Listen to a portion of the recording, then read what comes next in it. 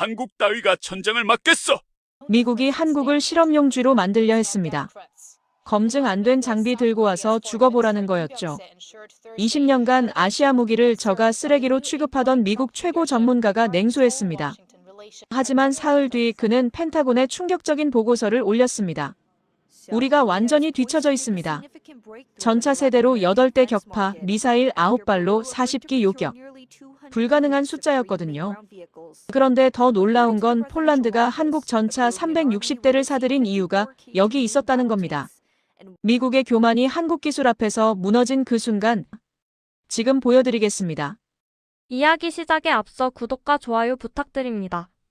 여러분의 작은 관심이 더 좋은 콘텐츠를 만드는 큰 힘이 됩니다. 경보음이 터졌습니다. 귀를 찢는 사이렌 소리에 저는 침상에서 벌떡 일어났죠. 시리아 동부의 연합 전초기지 새벽 2시 18분이었습니다. 복도를 뛰어가는 동안 제 심장은 미친 듯이 뛰었어요. 통제실 문을 박차고 들어서자 레이더 화면이 붉게 물들어 있었습니다. 자폭 드론, 박격포, 유도탄이 동시에 날아오고 있었죠. 이게 뭡니까? 이건 공격이 아니라 학살이었어요. 현장 지휘관이 제 옆으로 다가오며 말했습니다. 요격 미사일 9발 남았습니다. 예상 침투는 40기 이상입니다. 9발로 40기를요? 저는 그 순간 산수를 했습니다. 절망적인 산수였죠. 살아남을 확률은 거의 없었어요. 저는 리처드 홀든입니다. 미 육군 획득 및 시험평가부서 출신 중령이었고 지금은 중동 파견 연합기갑과 방호자문관으로 일하고 있죠. 44살, 군복을 입은 지 20년이 넘었습니다. 제가 믿는 건 오직 숫자와 규격, 그리고 실증된 데이터뿐이에요. 감이나 직관 같은 건 전쟁터에서 사람을 죽이는 독약이라고 생각했습니다. 저에겐 이유가 있었어요. 20대 후반, 이라크에 파병됐을 때의 일입니다. 현지에서 조달한 부품들로 장갑차 방호 키트를 급조했는데 그게 제때 작동하지 않았죠. 제 전우가 제 눈앞에서 죽었습니다. 불량 부품 때문이었어요. 그때부터였죠. 저는 아시아산 저가 공급망을 절대 믿지 않게 됐습니다. 이건 편견이 아니라 경험이었다고 저는 그렇게 믿었어요. 통신이 순간 끊겼습니다. 발전기가 요동치며 열상 화면이 깜빡이다 꺼졌다 다시 켜졌죠. 제 손이 떨렸습니다. 이라크 그날 밤이 떠올랐어요. 전우의 비명, 터지는 화염, 제가 아무것도 할 수 없었던 그 순간이 눈앞에 선명하게 펼쳐졌습니다. 숨이 막혔어요. 에바 로웰 분석관이 제 옆에서 말했습니다. 홀든, 당신이 그렇게 믿는 검증된 표준으로 이걸 막을 수 있습니까? 차갑고 날카로운 목소리였죠. 저는 냉소적으로 대답했습니다. 지원이 오기 전까지 버티는 수밖에요. 그때였습니다. 작전실 벽면 스크린에 문장이 하나 떴어요. K 패키지 48시간 ETA. 저는 비웃었습니다. 한국 장비로요? 여기서요? 한국이라니요. 이 지옥 같은 전장에 한국 장비를 들고 온다고요? 말도 안 됩니다. 제가 20년 넘게 본 건 오직 미국제, 독일제, 프랑스제 같은 검증된 선진국 무기뿐이었어요. 한국은요? 홍보나 잘하는 나라 아닙니까? 숫자 부풀리고 언론 플레이나 하는 곳이죠. 실전 데이터가 어디 있습니까? 나토 표준화 회의에서도 늘 그랬어요. 신흥국 장비는 데이터가 부족합니다. 이게 업계의 상식이었죠. 저는 그 상식을 철저히 믿었습니다. 아니, 믿고 싶었는지도 모르겠어요. 제 편견이 맞아야 했으니까요.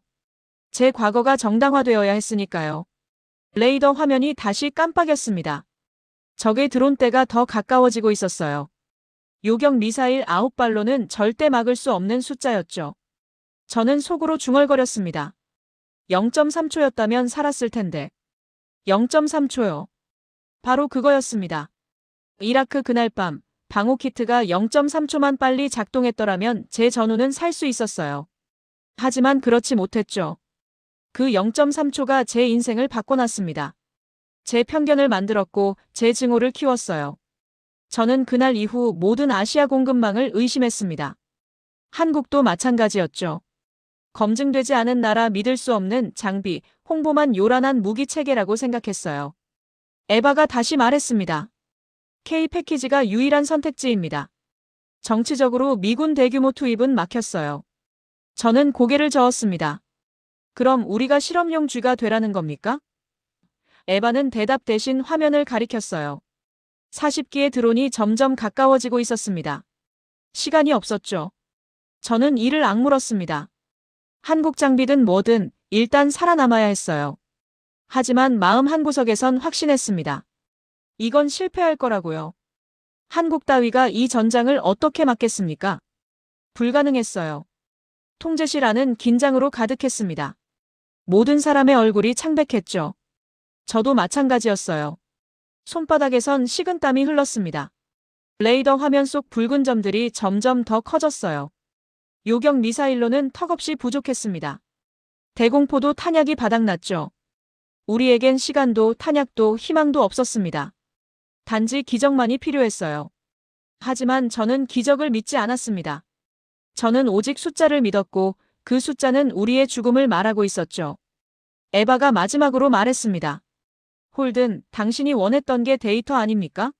이제 직접 보게 될 겁니다. 저는 대답하지 않았어요. 할 말이 없었죠.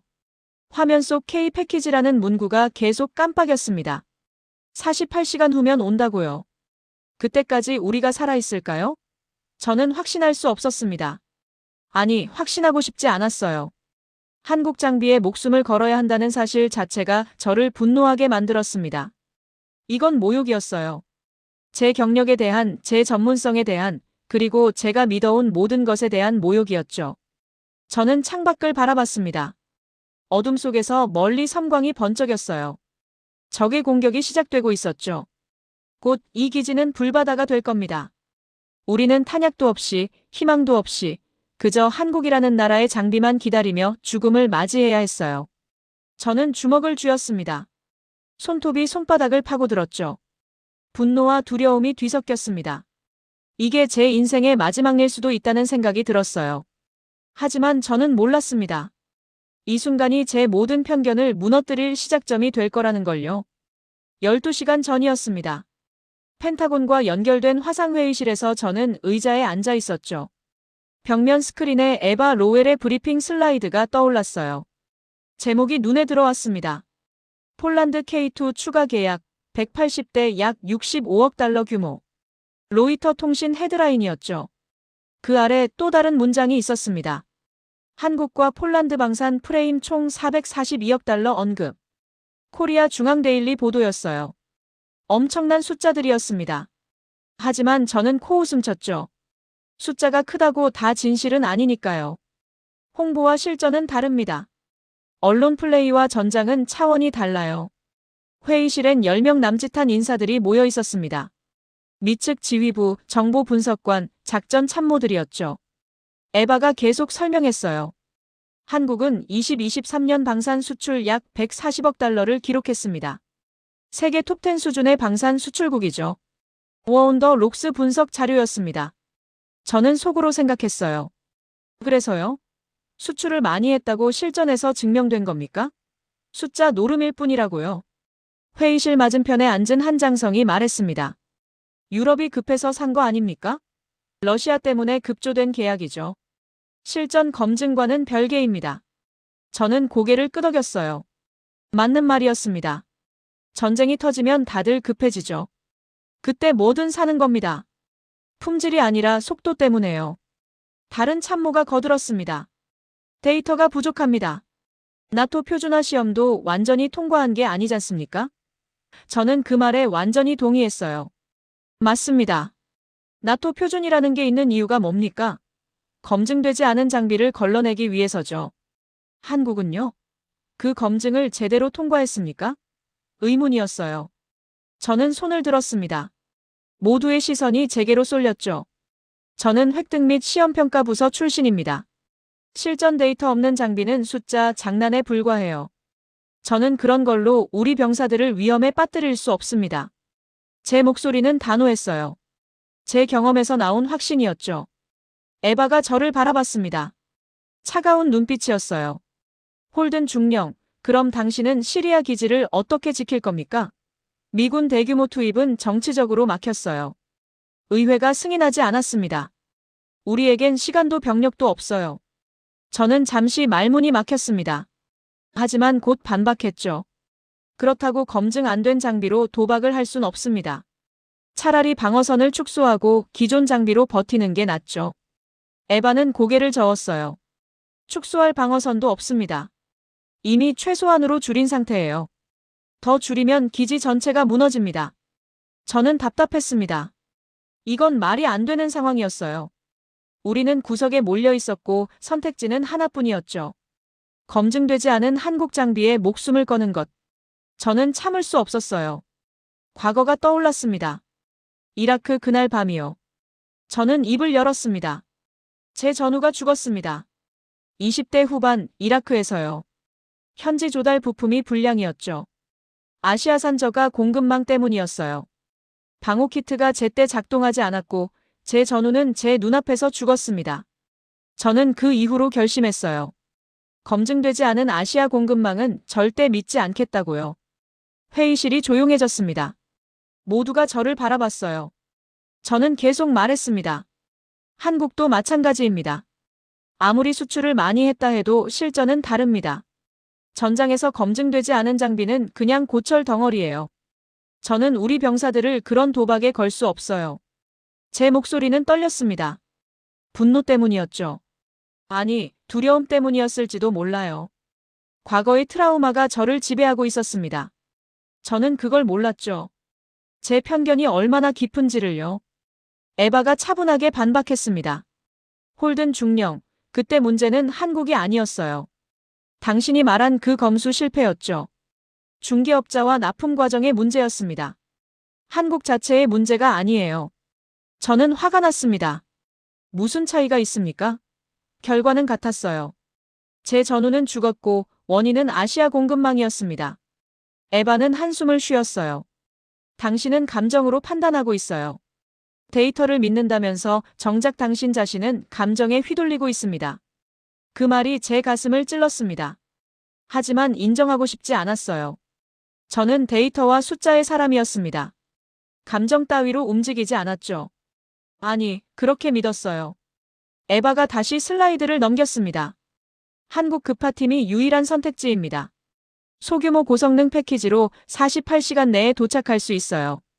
미군 투입보다 빠르고 정치적 부담도 없죠. 그리고 무엇보다 우리에겐 시간이 없습니다. 저는 이를 악물었어요. 선택의 여지가 없었습니다.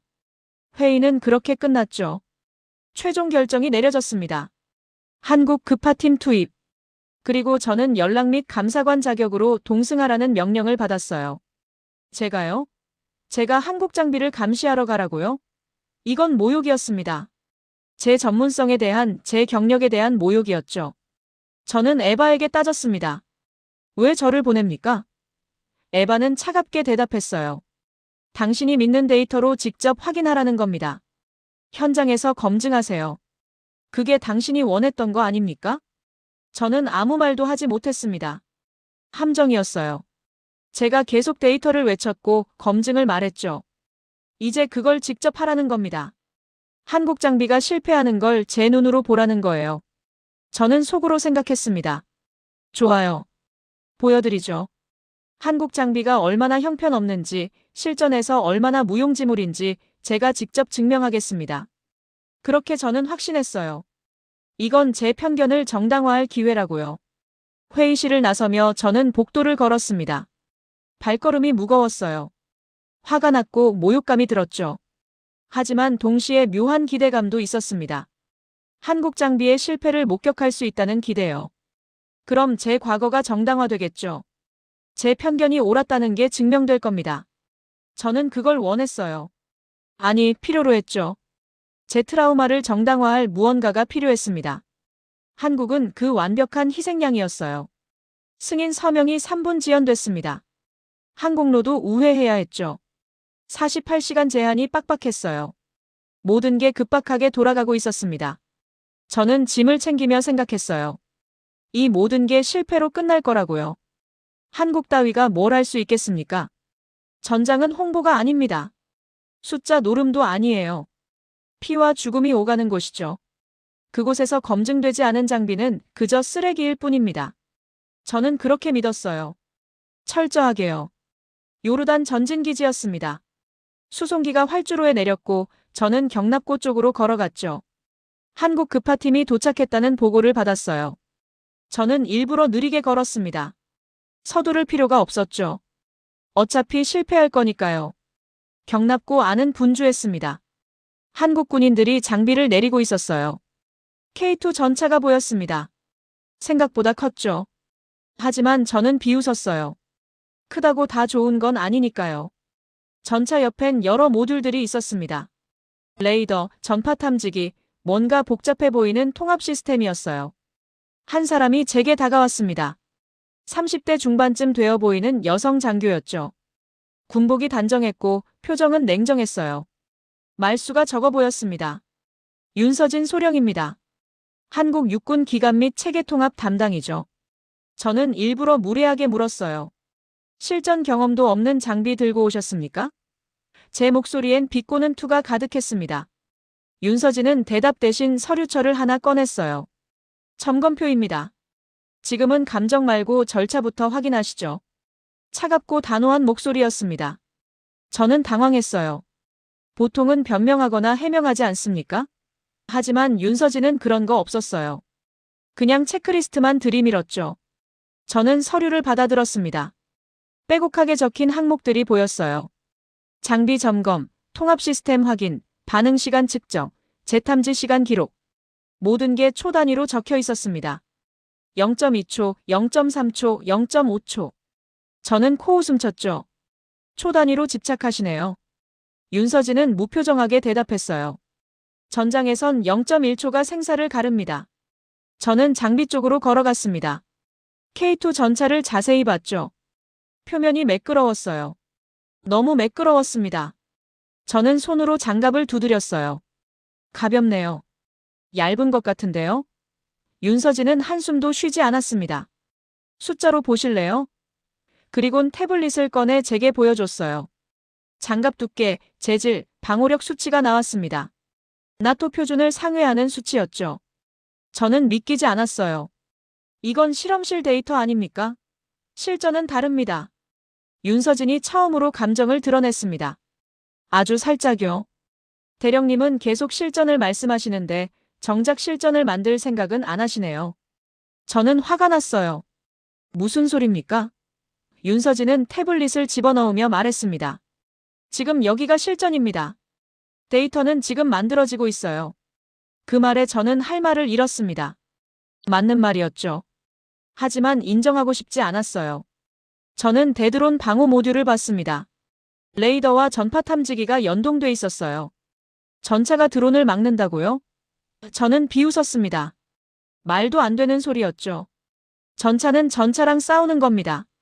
드론은 대공포나 미사일로 막는 거예요. 윤서진은 고개를 저었어요. 전차가 막는 게 아니라 통합이 막습니다. 전차는 하나의 플랫폼일 뿐이에요. 중요한 건 정보 통합과 반응 속도죠. 저는 이해할 수 없었습니다. 무슨 말을 하는 건지 감도 안 잡혔어요. 윤서진은 계속 설명했습니다. 레이더가 드론을 탐지하면 전파 탐지기가 지휘 신호를 잡아냅니다. 열상 카메라가 표적을 확인하고 통합 시스템이 우선순위를 정하죠. 그럼 자동 방호 시스템이 반응합니다. 전체 과정이 0.3초 안에 끝나요. 0.3초요. 그 숫자가 또 나왔습니다. 저는 속으로 떨렸어요. 이라크 그날 밤이 떠올랐죠. 0.3초만 빨랐더라면 제 전우는 살았을 겁니다. 하지만 저는 감정을 숨겼어요. 이론상으로는 그렇겠죠. 실전에선 다를 겁니다. 윤서진은 더 이상 대꾸하지 않았습니다. 그냥 팀원들에게 지시를 내렸어요. 장비를 점검하고 시스템을 확인하고 모든 걸 체크리스트대로 진행했죠. 저는 그 모습을 지켜봤습니다. 감정이 없었어요. 윤서진도 그 팀원들도 마치 기계처럼 움직였습니다. 효율적이었지만 차갑게 느껴졌죠. 저는 속으로 생각했어요. 이게 한국 방식인가 보다. 감정 없이 절차만 따르는 거요. 경납고 밖에서 헬기 소리가 들렸습니다. 우리를 시리아 전초기지로 데려갈 수송 헬기였어요. 윤서진이 팀원들에게 탑승 준비를 지시했습니다. 모두가 재빨리 움직였죠. 저는 여전히 의심스러웠어요. 이 사람들이 정말 전장을 이해하고 있을까요? 실전의 공포를, 죽음의 무게를 알고 있을까요? 저는 확신할 수 없었습니다. 헬기에 올라타며 저는 윤서진 옆에 앉았습니다. 헬기가 이륙했고 요르단 사막이 발 아래로 펼쳐졌어요. 저는 윤서진에게 물었습니다. 실전 경험이 있습니까? 윤서진은 창밖을 보며 대답했어요. 없습니다. 하지만 준비는 되어 있죠. 저는 비웃었습니다. 준비요? 전장은 훈련장이 아닙니다. 총알은 진짜로 날아오고 사람은 진짜로 죽어요. 윤서진은 저를 똑바로 쳐다봤습니다. 그래서 더 철저히 준비한 겁니다. 감정이 아니라 절차로요. 그 눈빛이 제게 뭔가를 느끼게 했습니다. 확신이었어요. 윤서진은 두려워하지 않았습니다. 아니, 두려움을 절차로 눌러버린 거였죠. 저는 그게 이해되지 않았어요. 어떻게 감정 없이 전쟁을 할 수 있습니까? 전쟁은 감정 덩어리인데요. 공포, 분노, 절망, 그 모든 게 뒤섞인 게 전쟁 아닙니까? 하지만 윤서진은 달랐습니다. 마치 전쟁을 하나의 문제로 풀어야 할 방정식으로 보는 것 같았어요. 헬기가 시리아 상공에 들어섰습니다. 멀리서 검은 연기가 피어오르는 게 보였어요. 전초기지였죠. 이미 공격받고 있었습니다. 저는 긴장했어요. 손에 땀이 났죠. 윤서진은 여전히 무표정했습니다. 태블릿을 꺼내 뭔가를 확인하고 있었어요. 저는 물었습니다. 긴장 안 됩니까? 윤서진은 고개도 들지 않고 대답했어요. 긴장은 실수를 만듭니다. 저는 절차만 따릅니다. 저는 한숨을 쉬었습니다. 이 사람은 정말 이해할 수 없는 인물이었어요. 헬기가 착륙했습니다. 기지 안은 아수라장이었어요. 병사들이 뛰어다니고 대공포가 불을 뿜고 있었죠. 윤서진은 즉시 팀원들에게 지시를 내렸습니다. 장비 전개 시작. 체크리스트 순서대로. 모두가 움직였어요. 저는 그 모습을 멍하니 바라봤습니다. 이 혼란 속에서 체크리스트라니요. 말이 됩니까? 하지만 한국팀은 정말로 체크리스트를 따랐어요. 하나하나 절차대로 흔들림 없이요. 저는 그때 깨달았습니다. 이 사람들은 진짜라고요. 장난이 아니었어요. 한국은 정말로 이 전장을 절차와 시스템으로 풀어내려 하고 있었습니다. 하지만 저는 여전히 의심했어요. 절차가 총알을 막을 수 있습니까? 시스템이 죽음을 막을 수 있나요? 저는 확신할 수 없었습니다. 하지만 곧 알게 될 거였어요. 아주 곧죠. 전초기지에 도착한 지 2시간도 안 돼서 공격이 재개됐습니다. 레이더 화면이 다시 붉게 물들었어요. 자폭 드론대가 날아오고 있었죠. 박격포탄도 섞여 있었고 유도탄까지 감지됐습니다. 기존 미군 교범대로라면 요격 미사일로 우선 대응해야 했어요. 하지만 우리에겐 미사일이 9발밖에 없었습니다. 적은 40기가 넘었죠. 산수가 안 맞았어요. 이건 방어가 아니라 학살이었습니다. 통제실에서 현장 지휘관이 소리쳤습니다. 요격 미사일 발사 준비. 저는 그 명령을 듣고 한숨을 쉬었어요. 9발로 40기를 막는다고요? 불가능했습니다.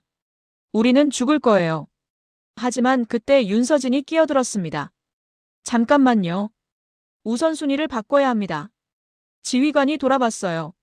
뭐라고요? 윤서진은 태블릿을 들고 화면을 가리켰습니다. 지휘 드론을 먼저 끊어야 해요. 리레이 역할을 하는 놈들이죠. 그것들이 없으면 나머지는 통제를 잃습니다. 지휘관이 당황했습니다. 그건 교범에 없는 방식인데요. 윤서진은 단호하게 말했어요. 교범은 탄약이 충분할 때 얘기입니다. 지금은 아니죠. 저는 끼어들었습니다. 규정을 어길 순 없어요. 책임 문제가 생깁니다. 윤서진이 저를 쳐다봤어요. 살고 나서 책임 얘기하시죠. 그 말에 저는 할 말을 잃었습니다. 맞는 말이었죠. 죽으면 책임도 뭐도 없었어요. 에바 로웰이 통제실 뒤편에서 나타났습니다. 윤소령 말대로 하세요. 지금은 살아남는 게 우선입니다. 지휘관이 망설였지만 결국 고개를 끄덕였어요. 윤서진은 즉시 한국팀에 지시를 내렸습니다. 통합 시스템 가동.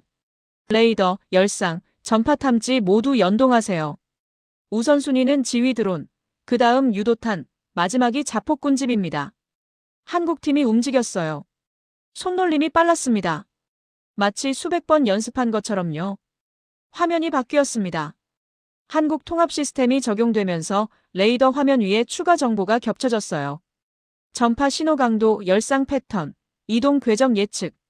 모든 게 한 화면에 모였죠. 저는 놀랐습니다. 이게 가능한 거였어요? 윤서진이 설명했습니다. 지휘 드론은 전파 신호가 강합니다. 다른 드론들에게 명령을 내리니까요. 저것들을 먼저 제거하면 나머지는 혼란에 빠져요. 저는 고개를 끄덕였습니다. 논리적이었어요. 하지만 이론과 실전은 다르죠. 첫 번째 요격이 시작됐습니다. 한국 시스템이 지휘 드론 세대를 식별했어요. 요격 미사일이 발사됐죠.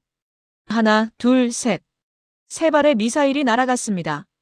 모두 명중했어요. 지휘 드론들이 폭발하며 떨어졌죠. 레이더 화면 속 나머지 드론들이 흔들리기 시작했습니다. 대형이 무너졌어요. 통제를 잃은 거였죠. 윤서진이 말했습니다. 이제 유도탄 차례입니다. 다시 미사일이 발사됐어요. 넷, 다섯. 유도탄 2기가 격추됐습니다. 남은 미사일은 하나였습니다. 하지만 자폭 드론은 여전히 30기가 넘었어요. 저는 절망했습니다. 이제 끝이군요. 윤서진은 고개를 저었어요. 아직 안 끝났습니다. 그리곤 한국팀에 지시했죠. 근접 방호 시스템 가동. 자폭군집 분산 시작. 저는 이해할 수 없었습니다. 분산이요? 어떻게요? 한국 시스템이 전파 교란을 시작했습니다. 자폭 드론들이 사용하는 주파수를 찾아내 노이즈를 쏟아부었어요. 드론들이 흔들렸습니다. 일부는 방향을 잃고 엉뚱한 곳으로 날아갔죠. 일부는 서로 충돌했어요. 윤서진이 설명했습니다. 완벽하게 막을 순 없습니다. 하지만 침투율을 낮출 순 있어요. 30기가 한꺼번에 오는 것과 10기씩 나눠서 오는 건 다릅니다. 저는 깨달았습니다. 이 사람은 완벽한 방어를 목표로 하지 않았어요. 생존 가능한 방어를 하고 있었죠. 첫 번째 자폭 드론 무리가 접근했습니다. 5기였어요. K2 전차의 근접 방호 시스템이 작동했습니다. 짧은 폭발음과 함께 드론들이 공중에서 터졌죠. 저는 눈을 의심했습니다. 전차가 드론을 막았어요. 정말로요. 윤서진이 말했습니다. 능동 방호 시스템입니다. 0.2초 반응 속도죠. 0.2초요. 제 전우를 죽인 그 시간보다 빨랐습니다. 두 번째 무리가 왔습니다. 8기였어요. 이번엔 대공포도 함께 쏘았죠. 한국 시스템이 표적 정보를 대공포에 전달했고 정확도가 올라갔습니다. 5기가 격추됐어요. 나머지 셋은 근접 방호로 막았죠. 저는 놀랐습니다. 이게 정말 가능한 일이었어요? 탄약이 바닥났는데도 우리는 버티고 있었습니다. 세 번째, 네 번째 무리가 계속 왔습니다. 하지만 우리는 막아냈어요. 완벽하진 않았습니다. 몇 기는 뚫고 들어왔고 기지 외곽 건물 하나가 폭발했죠. 하지만 전멸은 면했어요. 교범대로 했다면 우리는 지금쯤 다 죽어 있을 겁니다. 하지만 한국 방식은 달랐습니다. 규정을 깨고 우선순위를 바꾸고 통합으로 싸웠어요. 그리고 우리는 살아남았습니다. 공격이 끝났습니다. 레이더 화면이 깨끗해졌어요. 저는 숨을 몰아쉬었습니다. 손이 떨렸죠. 살았다는 게 믿기지 않았어요. 통제실 안 모두가 안도의 한숨을 쉬었습니다. 지휘관이 윤서진에게 말했어요. 고맙습니다. 당신이 없었으면 우리 다 죽었을 겁니다. 윤서진은 무표정하게 대답했습니다. 아직 끝난 게 아니에요. 적은 다시 올 겁니다. 저는 윤서진을 바라봤습니다. 이 사람은 정말 감정이 없는 걸까요? 아니면 감정을 죽인 걸까요? 방금 우리는 기적을 경험했어요. 죽을 뻔했다가 살아났죠. 하지만 윤서진은 기뻐하지도 안도하지도 않았습니다. 그냥 다음 준비를 하고 있었어요. 저는 그게 이상했습니다. 동시에 존경스럽기도 했죠. 에바가 제게 다가왔습니다. 홀든, 당신이 원한 게 데이터였죠? 이제 봤습니까? 저는 대답하지 못했어요. 뭐라고 말해야 할지 몰랐습니다. 한국 장비는 실패하지 않았어요. 오히려 우리를 살렸죠. 제 편견이 틀렸습니다. 아니, 틀린 게 아니라 제가 보려 하지 않았던 거예요. 저는 한국을 몰랐던 게 아니라 알려고 하지 않았습니다. 제 과거가 저를 눈멀게 만들었어요. 윤서진이 팀원들에게 지시했습니다. 시스템 점검 시작. 다음 공격에 대비하세요. 모두가 움직였어요. 저는 그 모습을 보며 생각했습니다. 이 사람들은 승리를 축하하지 않았어요. 그저 다음을 준비했죠. 이게 한국의 방식인가 봅니다. 감정이 아니라 절차, 승리가 아니라 생존, 완벽이 아니라 현실이요. 저는 창밖을 봤습니다. 해가 지고 있었어요. 붉은 노을이 기지를 물들였죠. 아름다웠습니다. 하지만 저는 알고 있었어요. 이 평화는 일시적이라는 걸요. 적은 다시 올 겁니다. 더 많이, 더 강하게요. 우리는 준비해야 했어요. 한국 방식으로요. 저는 이제 인정할 수밖에 없었습니다. 제가 틀렸다는 걸요. 이틀째 되는 날 밤이었습니다. 두 번째 파상 공격이 시작됐어요. 이번엔 달랐습니다. 드론만이 아니었죠. 대전차 미사일이 섞여 날아왔고 유도탄도 더 정교해졌어요. 적이 학습한 겁니다. 우리의 방어 패턴을 분석했고 그걸 뚫을 방법을 찾아냈죠. 레이더 화면엔 전보다 2배 많은 표적이 잡혔습니다. 저는 숨이 막혔어요. 이번엔 정말 끝이구나 싶었죠. 통제실 안이 긴장으로 가득 찼습니다. 지휘관이 명령을 내렸어요. 전방위 방어 태세. 모든 화기 준비. 하지만 저는 알고 있었습니다. 준비한다고 막을 수 있는 게 아니라는 걸요. 탄약은 여전히 부족했고 적은 너무 많았어요. 저는 손이 떨렸습니다. 과거가 떠올랐죠. 이라크 그날 밤이요. 제 전우가 비명을 지르던 순간 제가 아무것도 할 수 없었던 그 무력함이 다시 엄습했습니다. 윤서진이 저를 쳐다봤어요. 대령님, 괜찮으세요? 저는 고개를 끄덕였습니다. 하지만 괜찮지 않았어요. 전혀요. 손이 계속 떨렸고 시야가 흐려졌죠. 숨쉬기가 힘들었습니다. 공황이었어요. PTSD가 발동한 겁니다. 저는 애써 진정하려 했지만 소용없었어요. 과거가 현재를 집어삼키고 있었습니다. 첫 번째 대전차 미사일이 날아왔습니다. 한국 시스템이 탐지했고 요격 준비를 했어요. 하지만 저는 명령을 내리지 못했습니다. 입이 떨어지지 않았죠. 머릿속이 하얘졌어요. 이라크 그날 밤의 불꽃이 눈앞에 보였습니다. 전우의 얼굴이, 그의 마지막 표정이 선명하게 떠올랐어요. 저는 그 자리에 얼어붙었습니다. 윤서진이 제 앞을 가로막았습니다. 물리적으로요. 저를 똑바로 쳐다보며 말했어요. 대령님, 당신은 과거 때문에 지금을 망치고 있어요. 그 말에 저는 정신이 번쩍 들었습니다. 동시에 화가 났죠. 뭘 알아요? 전우가 내 눈앞에서 죽었다고요. 당신이 뭘 압니까? 저는 소리쳤어요. 통제실 안 모두가 저를 봤죠. 하지만 신경 쓸 여유가 없었습니다. 윤서진은 흔들리지 않았습니다.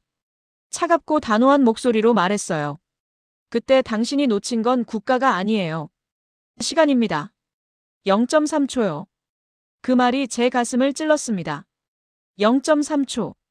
바로 그거였어요. 방호 키트가 0.3초만 빨리 작동했더라면 제 전우는 살았을 겁니다. 하지만 그렇지 못했죠. 0.3초가 그를 죽였어요. 윤서진이 계속 말했습니다. 당신은 그 0.3초를 한국 탓으로 돌렸어요. 아시아 탓으로요. 하지만 진짜 문제는 시스템이었습니다. 통합이 안 됐고 검수가 실패했고 절차가 무너진 거예요. 국가의 문제가 아니라 운영의 문제였죠. 저는 반박하고 싶었습니다. 하지만 할 말이 없었어요. 윤서진 말이 맞았으니까요. 그때였습니다. 한국 통합 시스템이 경보를 울렸어요. 대전차 미사일이 기지로 접근하고 있었죠. 윤서진이 즉시 명령했습니다. 능동 방호 가동, 0.3초 이내 반응. 시스템이 작동했어요. 레이저가 미사일을 탐지하고 요격체가 발사됐죠. 정확히 0.29초 만에요. 미사일이 공중에서 폭발했습니다. 기지는 무사했어요. 저는 그 광경을 멍하니 바라봤습니다. 0.29초요. 제 전우를 죽인 시간보다 빨랐어요. 이게 가능했던 겁니다. 20년 전에도 가능했을 거예요. 만약 시스템이 제대로 됐다면요. 만약 통합이 이루어졌다면요. 만약 절차가 지켜졌다면 말이죠. 저는 잘못 탓한 겁니다. 한국을 원망할 게 아니었어요. 시스템을 탓했어야 했죠. 윤서진이 저를 봤습니다. 대령님, 과거를 버리세요. 지금 여기에 집중하셔야 해요. 당신의 전우는 당신이 과거에 갇혀있길 원하지 않을 겁니다. 그 말에 저는 무너졌어요. 눈물이 났습니다. 20년 동안 참았던 감정이 터져나왔죠. 저는 울었습니다. 통제실 한가운데서요. 중령이 44살 군인이 울었어요. 에바가 다가와 제 어깨를 잡았습니다. 홀든, 이제 놓아주세요. 당신 잘못이 아니에요. 저는 고개를 끄덕였습니다. 맞아요. 제 잘못이 아니었어요. 하지만 저는 그걸 제 잘못으로 만들었습니다. 제 편견으로, 제 증오로요. 그렇게 20년을 살았죠. 두 번째 공격 물결이 왔습니다. 이번엔 유도탄과 드론이 동시에 날아왔어요. 하지만 저는 이제 흔들리지 않았습니다. 윤서진이 지휘를 맡았고 저는 그걸 지켜봤어요. 한국 시스템이 모든 걸 처리했습니다. 0.3초 단위로 위협을 분류하고 우선순위를 정하고 자동으로 대응했죠. 완벽하진 않았어요. 몇몇 드론은 뚫고 들어왔고 기지 일부가 손상됐습니다. 하지만 우리는 살아남았어요. 공격이 끝나고 저는 윤서진에게 다가갔습니다. 미안합니다. 윤서진은 고개를 저었어요. 사과는 필요 없어요. 이해하시면 됩니다. 저는 물었습니다. 왜 0.3초에 그렇게 집착합니까? 윤서진은 잠시 생각하더니 대답했어요. 한국 전쟁 때 우리 할아버지 세대는 장비도 시간도 없었어요. 그래서 죽었죠. 우리는 그걸 되풀이하지 않으려고 합니다. 0.1초라도 빨라지려고 노력하는 거예요. 저는 깨달았습니다. 한국의 집착은 제 트라우마와 같은 뿌리에서 나왔다는 걸요. 전쟁의 공포, 죽음의 기억, 그걸 되풀이하지 않으려는 절박함이요. 저는 그걸 편견으로 가렸지만 한국은 그걸 기술로 극복했습니다. 저는 과거에 갇혔지만 한국은 미래로 나아갔어요. 저는 창밖을 봤습니다. 동이 트고 있었어요. 새로운 날이 밝았죠. 저에게도 새로운 시작이었습니다. 과거를 놓아주고 현실을 보기 시작한 거예요. 윤서진이 옆에 섰습니다. 대령님, 이제 믿으십니까? 저는 고개를 끄덕였어요. 믿습니다.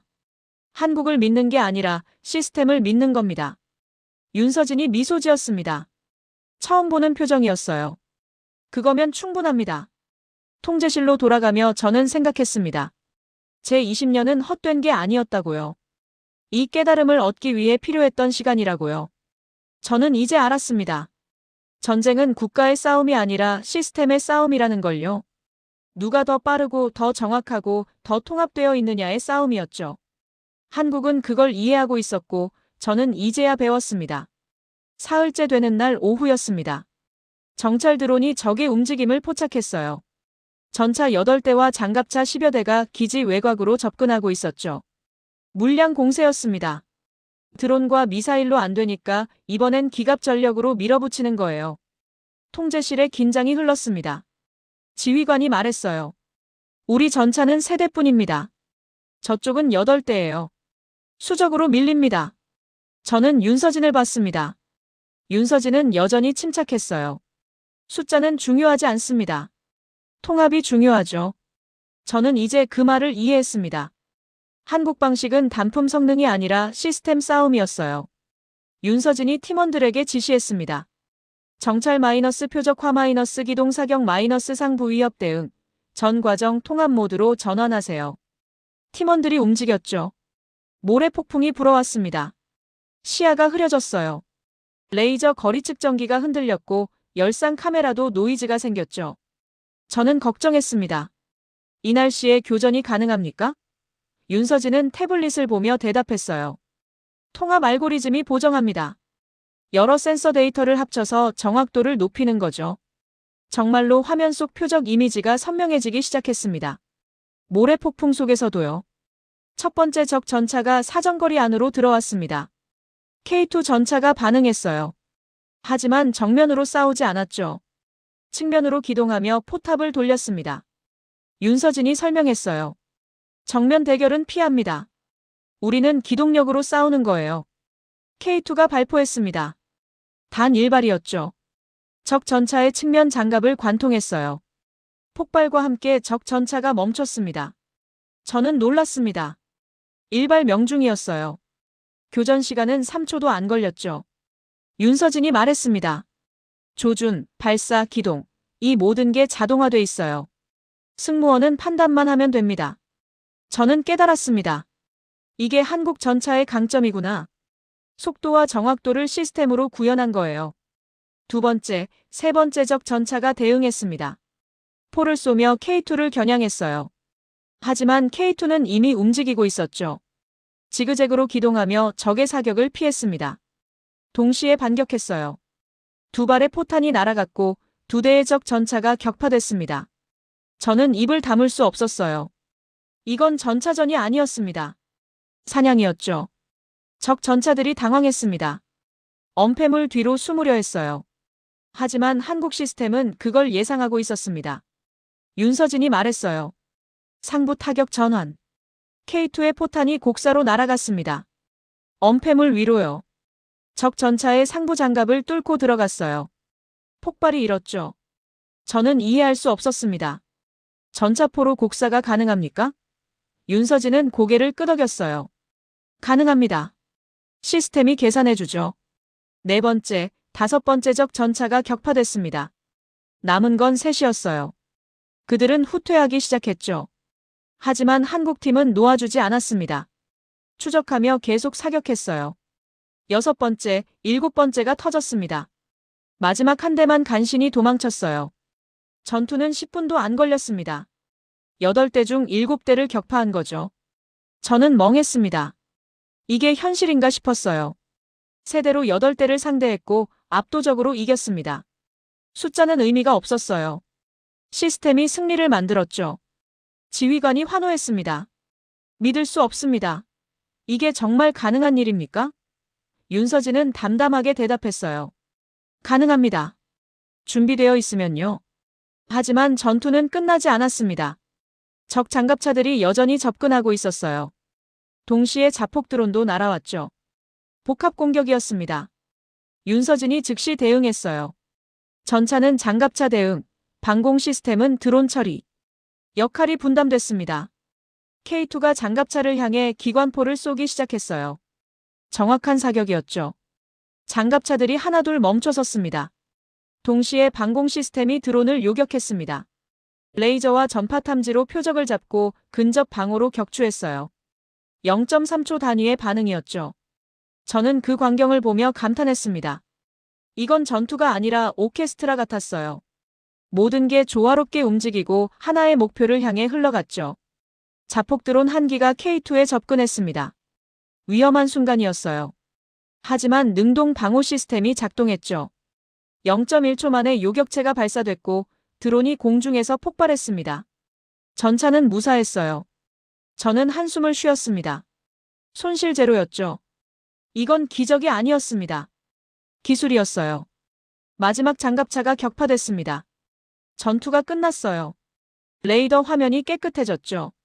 통제실 안이 조용해졌습니다. 모두가 믿을 수 없다는 표정이었어요. 저도 마찬가지였습니다. 우리는 방금 불가능을 목격했죠. 아니, 불가능이 아니었어요. 우리가 몰랐을 뿐이었습니다. 저는 윤서진에게 다가갔습니다. 이게 당신들이 말하는 통합입니까? 윤서진은 고개를 끄덕였어요. 맞습니다. 단품이 아니라 시스템으로 싸우는 거죠. 정보를 통합하고 역할을 분담하고 시간을 줄이는 겁니다. 저는 이해했습니다. 한국은 전차를 전차로만 쓰지 않았어요.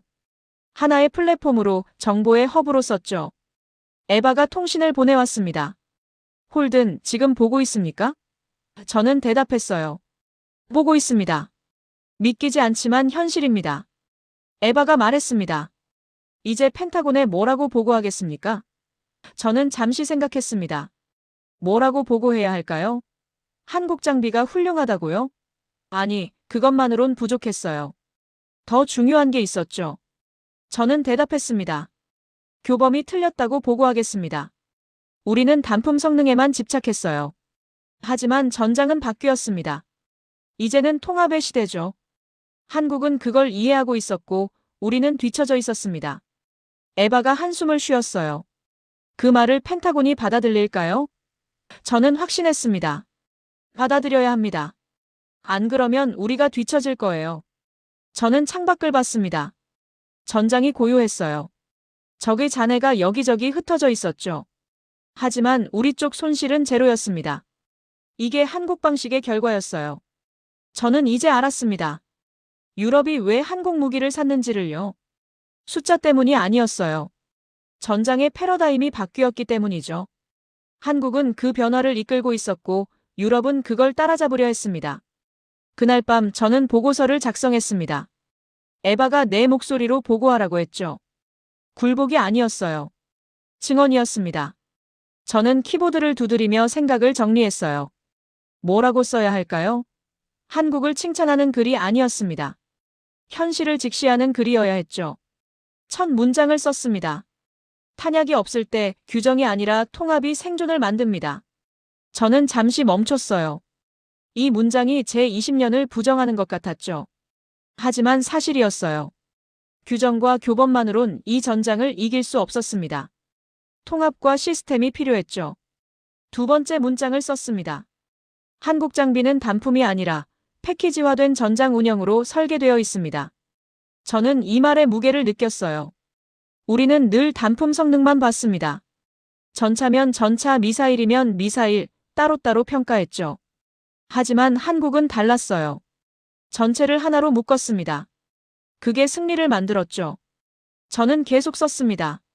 교전 로그를 첨부하고 탄 소모량을 정리하고 침투율 변화 그래프를 넣었어요. 숫자는 거짓말하지 않았습니다. 우리는 요격 미사일 9발로 40기를 막았어요. 전차 세대로 8대를 격파했죠. 손실은 제로였습니다. 이 모든 게 데이터로 증명됐어요. 보고서 중간에 현실 수치를 넣었습니다. 에바가 보내준 자료였죠. 폴란드가 K2를 1차 180대에 이어 2차로 또 180대 추가 계약했다는 로이터 보도, 약 65억 달러 규모였어요. 한국과 폴란드 방산 프레임 총 442억 달러 언급된 코리아 중앙데일리 기사도 넣었습니다. 한국 방산 수출이 2023년 약 140억 달러로 세계 톱10 수준이라는 워운더록스 분석도 첨부했죠. 하지만 저는 단순히 숫자만 나열하지 않았습니다. 해석을 덧붙였어요. 유럽은 급해서 산 게 아닙니다.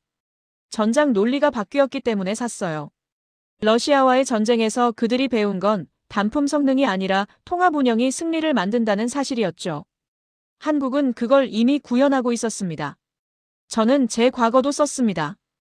이라크에서 전우를 잃은 일, 그 이후 아시아 공급망을 의심했던 편견, 한국을 홍보만 센 나라로 치부했던 오만함을요. 그리고 인정했습니다. 저는 잘못 봤습니다. 문제는 한국이 아니라 시스템이었어요. 통합이 안 됐고 검수가 실패했고 절차가 무너졌죠. 저는 그걸 국가 탓으로 돌렸습니다. 제 트라우마를 세상에 덮어 씌운 거예요. 보고서를 다 쓰고 저는 한숨을 쉬었습니다. 손가락이 아팠어요. 마음도 아팠죠. 20년의 편견을 무너뜨리는 건 쉽지 않았습니다. 하지만 필요한 일이었어요. 저는 전송 버튼을 눌렀습니다. 펜타곤으로 보고서가 날아갔죠. 다음 날 아침 화상회의가 소집됐습니다. 펜타곤 인사들이 화면에 나타났어요. 그들의 표정은 회의적이었습니다. 한 장성이 말했죠. 홀든 중령, 이 보고서 내용이 과장 아닙니까? 세대로 8대를 격파했다니 믿기 어렵습니다. 저는 차분하게 대답했어요. 교전 로그를 보시죠. 열상 카메라 영상도 첨부했습니다. 모든 게 기록돼 있어요. 화면에 영상이 재생됐습니다. K2가 기동하며 적 전차를 격파하는 장면, 드론을 요격하는 모습, 통합 시스템이 작동하는 과정이 모두 담겨 있었죠. 펜타곤 인사들이 침묵했습니다. 다른 참모가 물었어요. 탄 소모량이 이렇게 적습니까? 어떻게 가능하죠? 저는 설명했습니다. 우선순위를 바꿨어요. 지휘 드론을 먼저 끊고 자폭군집을 분산시키고 최종 접근분만 물리 요격했습니다. 교범과는 다른 방식이죠. 한 인사가 반박했습니다.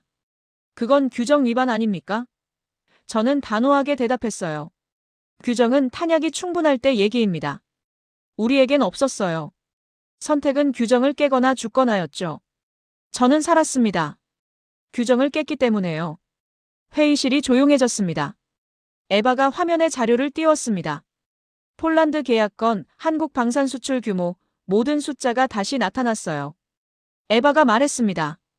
이건 단순한 수출이 아닙니다. 패러다임의 전환이에요. 유럽은 그걸 이해했고 우리는 아직 따라잡지 못했죠. 한 장성이 한숨을 쉬었습니다.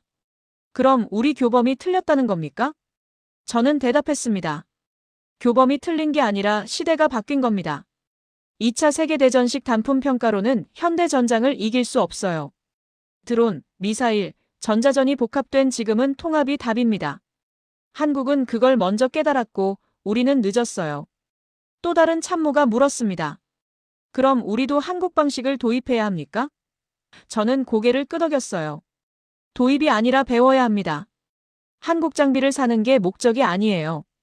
한국의 운영 철학을 이해하는 게 중요하죠. 통합, 자동화, 초단위 반응, 이게 핵심입니다. 침투율 변화 그래프가 화면에 떴습니다. 한국 시스템 도입 전과 후가 극명하게 갈렸어요. 전엔 80% 침투율이었죠. 후엔 15%로 떨어졌습니다. 숫자가 모든 걸 말해줬어요. 펜타곤 인사들이 고개를 끄덕이기 시작했습니다. 회의 막바지에 저는 마지막 문장을 말했습니다. 저는 아시아를 의심한 게 아니었어요. 제가 겪은 실패를 세상에 덮어 씌운 겁니다. 20년 동안 잘못 봤죠. 한국은 홍보가 아니라 실력으로 증명하고 있었어요. 유럽이 그걸 알아봤고 이제 우리 차례입니다. 화면 너머 인사들이 침묵했습니다. 긴 침묵이었어요. 회의가 끝나고 저는 통제실 밖으로 나왔습니다. 밤 공기가 차가웠어요. 별이 총총했죠. 저는 하늘을 올려다봤습니다. 20년 만에 처음으로 가벼운 기분이 들었어요. 짐을 내려놓은 것 같았죠. 윤서진이 다가왔습니다. 보고 잘하셨습니까? 저는 웃었어요. 모르겠습니다. 하지만 진실은 말했어요. 윤서진이 말했습니다. 진실이면 충분합니다. 나머지는 그들이 선택할 문제죠. 저는 고개를 끄덕였습니다. 맞는 말이었어요. 저는 제 역할을 했습니다. 증언했고 데이터를 제시했고 현실을 직시했죠.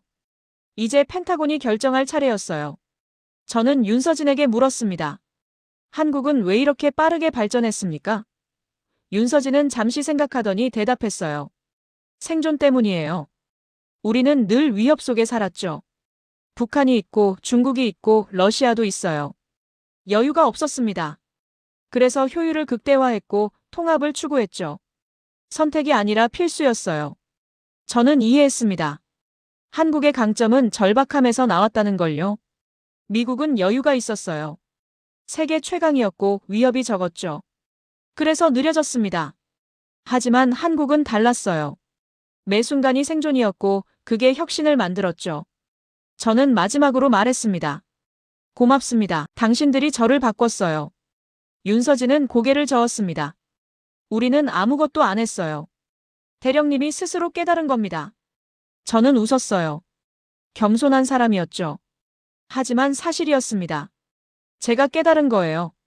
다만 한국이 그 계기를 만들어줬을 뿐이죠. 한 달 후 저는 서울에 있었습니다. 한국 국방부의 초청을 받았어요. 현장 협력 및 감사 차원이었죠. 인천공항에 내렸을 때 느낌이 묘했습니다. 한 달 전만 해도 이 나라를 무시했었죠. 지금은 배우러 왔어요. 제 인생에서 가장 큰 변화였습니다. 윤서진 소령이 마중 나왔습니다. 군복 대신 평상복이었어요. 처음 보는 모습이었죠. 환영합니다, 대령님. 저는 악수하며 말했어요. 초대해줘서 고맙습니다. 우리는 차를 타고 부대로 향했습니다. 서울 시내를 지나며 저는 창밖을 봤어요. 고층 빌딩, 바쁜 사람들, 현대적인 도시였죠. 전쟁의 흔적은 어디에도 없었습니다. 윤서진이 말했습니다. 70년 전만 해도 이 도시는 폐허였어요. 전쟁으로 모든 게 파괴됐죠. 하지만 우리는 다시 일어섰습니다. 저는 고개를 끄덕였어요. 한국의 역사를 알고 있었습니다. 전쟁, 가난, 분단을 겪었죠. 하지만 지금은 세계 톱10 경제대국이에요. 어떻게 가능했을까요? 저는 궁금했습니다. 부대에 도착했습니다. 정비고에 들어서자 K2 전차들이 줄지어 있었어요. 정비병들이 체크리스트를 들고 점검하고 있었죠. 저는 그 모습을 보며 감탄했습니다. 체크리스트요. 시리아에서 봤던 그것이었어요. 윤서진이 설명했습니다. 우리는 모든 걸 기록합니다. 점검, 정비, 교육, 훈련 전부요. 기록이 쌓이면 데이터가 되고 데이터가 개선을 만들죠. 저는 물었습니다. 이 모든 게 시스템화되어 있군요. 윤서진은 고개를 끄덕였어요. 맞습니다. 우리는 개인의 능력에 의존하지 않아요. 시스템에 의존하죠. 누가 와도 같은 결과가 나와야 합니다. 저는 이해했습니다. 이게 한국 방식의 핵심이었어요. 표준화, 자동화, 시스템화였죠. 훈련장으로 이동했습니다. 병사들이 모의 교전 훈련을 하고 있었어요. 드론 방어, 전차 기동, 통합작전이 동시에 진행됐죠. 저는 그 광경을 보며 놀랐습니다. 모든 게 매끄러웠어요. 마치 한 몸처럼 움직였죠. 윤서진이 말했습니다. 우리는 1년에 365일 훈련합니다. 휴일도 없어요. 북한이 쉬지 않으니까요. 저는 묵직한 무게를 느꼈습니다. 한국의 현실이요. 이 나라는 여전히 전쟁 중이었어요. 정전 상태일 뿐 끝난 게 아니었죠. 그 긴장이 이 모든 시스템을 만들었습니다. 저는 윤서진에게 말했어요. 미국은 여유가 있었어요. 그래서 느려졌죠. 하지만 당신들은 여유가 없었고 그게 강점이 됐습니다. 윤서진은 쓸쓸하게 웃었습니다. 강점이라고 하기엔 대가가 컸어요. 수많은 사람이 죽었고 세대가 희생됐죠. 우리는 그걸 잊지 않으려고 합니다. 저는 고개를 숙였어요. 제 편견이 얼마나 무지했는지 깨달았습니다. 한국을 홍보만 센 나라로 봤었죠. 하지만 그 뒤엔 피와 땀과 눈물이 있었어요. 회의실로 자리를 옮겼습니다. 한국 국방부 인사들이 모여 있었어요. 브리핑이 시작됐죠. 한국의 방산 수출 전략, 기술 개발 로드맵, 미래 전장 구상이 펼쳐졌습니다. 저는 경청했어요. 모든 게 논리적이었고 체계적이었죠. 감성이 아니라 숫자와 데이터로 말했습니다. 제가 좋아하는 방식이었어요. 한 인사가 물었습니다. 대령님, 펜타곤의 반응은 어떻습니까? 저는 솔직하게 대답했어요. 회의적입니다. 하지만 변하고 있어요. 제 보고서가 논의를 시작하게 만들었죠. 시간이 걸리겠지만 결국 인정할 겁니다. 그 인사가 고개를 끄덕였어요. 시간이 걸려도 괜찮습니다. 우리는 기다릴 수 있어요. 브리핑이 끝나고 저는 윤서진과 다시 대화했습니다. 부대 뒤편 벤치에 앉아서요. 석양이 지고 있었어요. 저는 말했습니다. 처음 만났을 때 당신이 한 말 기억합니다. 우리는 인정받으러 온 게 아니라 살리러 왔다고요. 윤서진은 기억하는지 미소 지었어요. 기억하시네요. 저는 계속 말했습니다. 저는 한국을 몰랐던 게 아니에요. 알려고도 안 했죠. 제 편견이 저를 막았습니다. 하지만 이제는 압니다. 한국은 동맹의 대상이 아니라 전장의 기준이라는 걸요. 윤서진이 고개를 저었어요. 우리는 기준이 되고 싶지 않아요. 그냥 함께 살아남고 싶을 뿐이죠. 그 겸손함이 저를 또 한 번 감동시켰습니다. 한국은 자랑하지 않았어요. 그저 묵묵히 일했죠. 결과로 증명했고 실력으로 말했습니다. 저는 그게 진짜 강함이라고 생각했어요. 과시하지 않는 힘, 증명된 능력이었죠. 저녁을 함께 먹었습니다. 한국 음식이었어요. 김치찌개, 불고기, 여러 반찬들이 나왔죠. 저는 처음 먹어봤습니다. 맛있었어요. 윤서진이 설명했습니다. 한국 음식은 발효가 핵심이에요. 시간을 들여 만들죠. 우리 무기 체계도 비슷합니다. 단숨에 만든 게 아니에요. 수십 년의 시행착오가 쌓인 거예요. 저는 고개를 끄덕였습니다. 한국의 성공은 하루아침에 온 게 아니었어요. 70년의 노력이 만든 결과였죠. 전쟁의 폐허에서 시작해 기술을 배우고 시행착오를 거쳐 마침내 세계 수준에 도달한 겁니다. 그 과정을 존중해야 했어요. 다음 날 저는 공항으로 향했습니다. 윤서진이 배웅 나왔어요. 저는 악수하며 말했습니다. 당신이 저를 바꿨습니다. 고맙습니다. 윤서진은 웃었어요. 우리는 아무것도 안 했어요. 대령님이 마음을 연 겁니다. 저는 포옹했습니다. 군인끼리의 존경이었죠. 비행기에 올라 창가에 앉았습니다. 서울이 발 아래로 멀어졌어요. 저는 생각했습니다. 이 나라를 무시했던 과거에 제가 부끄러웠어요. 동시에 감사했죠. 한국이 제 편견을 깨줬으니까요. 이제 저는 돌아가서 할 일이 있었습니다.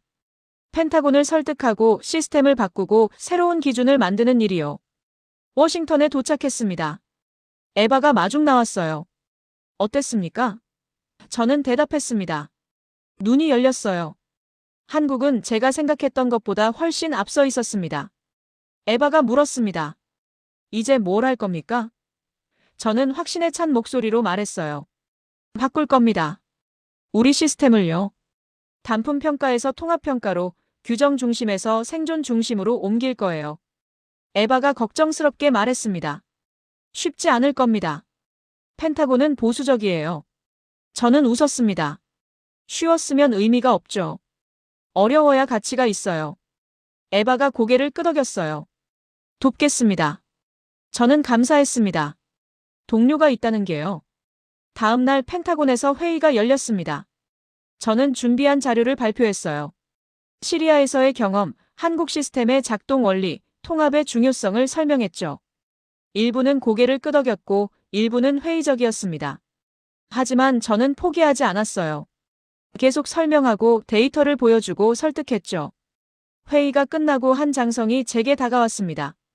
홀든 중령, 당신 말에 일리가 있어요. 하지만 시간이 필요합니다. 저는 이해했습니다. 물론입니다. 저도 20년이 걸렸으니까요. 장성이 웃었어요. 솔직하시네요. 저는 대답했습니다. 솔직해야 변화가 시작됩니다. 그날 밤 저는 집으로 돌아왔습니다. 책상 앞에 앉아 노트북을 열었어요. 새로운 보고서를 쓰기 시작했죠. 제목은 통합시대의 전장 운영 매뉴얼이었습니다. 한국에서 배운 모든 걸 담을 거예요. 체크리스트, 시스템화, 초단위 반응, 우선순위 전환, 모든 걸요. 저는 첫 문장을 썼습니다. 나는 검증을 말하던 사람이었다. 이제는 안다. 검증은 전쟁이 아니라 준비에서 시작된다. 그 문장을 쓰며 저는 미소 지었어요. 20년 만에 제대로 된 문장을 쓴 것 같았죠. 과거를 정리하고 미래를 여는 문장이었습니다. 창밖을 봤습니다. 별이 빛나고 있었어요. 시리아에서 봤던 그 별들과 같은 별이었죠. 하지만 의미가 달랐습니다. 그때는 절망의 별이었어요. 지금은 희망의 별이었죠. 저는 변했습니다.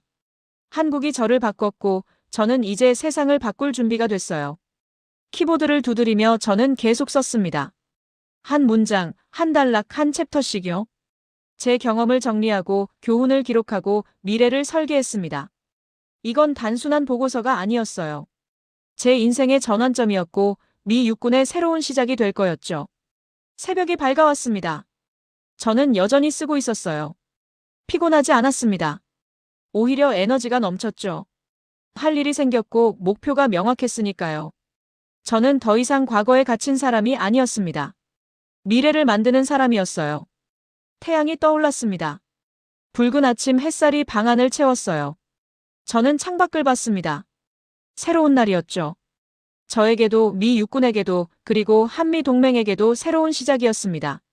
저는 확신했어요. 우리는 함께 더 강해질 거라고요. 한국의 시스템과 미국의 자원이 만나면 무적이 될 거였습니다. 노트북 화면에 마지막 문장을 썼습니다. 전장은 바뀌었다. 이제 우리도 바뀌어야 한다. 단품의 시대는 끝났고 통합의 시대가 시작됐다. 한국은 그 길을 먼저 걸었고 우리는 이제 함께 걸어야 한다. 저는 저장 버튼을 눌렀어요. 완성이었습니다. 일어서서 스트레칭을 했습니다. 몸이 뻐근했지만 기분은 좋았어요. 제가 해냈습니다. 20년의 편견을 무너뜨리고 새로운 시작을 만들었죠. 윤서진 소령에게 감사 메일을 보냈습니다. 당신이 없었다면 저는 여전히 과거에 갇혀 있었을 겁니다. 고맙습니다.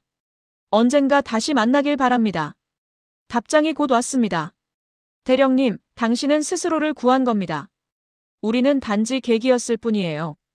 함께 더 나은 미래를 만들어가길 바랍니다. 저는 미소 지었어요. 역시 겸손한 사람이었죠. 하지만 그 겸손이 진짜 강함이라는 걸 이제는 알았습니다. 커피를 한 잔 마시며 창밖을 봤습니다. 워싱턴의 아침이 활기차게 시작되고 있었어요. 사람들이 출근하고 차들이 움직이고 세상이 돌아갔죠.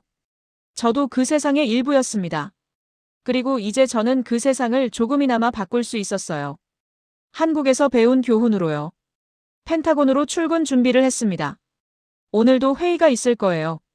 반대도 있을 거고 설득해야 할 사람들도 많을 겁니다. 하지만 저는 두렵지 않았어요. 진실을 알고 있었고 데이터를 가지고 있었으니까요. 무엇보다 경험이 있었죠. 시리아에서의 사흘이 제게 준 경험이요. 문을 나서며 저는 다짐했습니다. 오늘도 최선을 다하겠다고요. 한국이 그랬던 것처럼 묵묵히 일하고 결과로 증명하겠다고요. 과시하지 않고 자랑하지 않고 그저 옳은 일을 하겠다고 말이죠. 그게 제가 한국에서 배운 가장 큰 교훈이었습니다. 거리를 걸으며 저는 하늘을 올려다봤습니다. 구름 한 점 없이 맑았어요. 좋은 날씨였죠. 좋은 시작이었습니다. 저는 미소 지었어요. 미래가 기대됐습니다. 한국과 함께 만들어갈 미래가요. 그 미래에서 우리는 더 이상 편견으로 서로를 보지 않을 겁니다. 동료로, 파트너로 함께 싸우는 전우로 볼 거예요. 펜타곤 건물이 보였습니다. 저는 발걸음을 빨리 했어요. 할 일이 많았죠. 바꿔야 할 것도 많았고요. 하지만 저는 준비돼 있었습니다. 시리아의 새벽 2시 18분, 그 순간부터 저는 준비를 시작했으니까요. 이제 그 준비를 현실로 만들 차례였습니다. 한국이 보여준 길을 저도 걸어갈 차례였죠.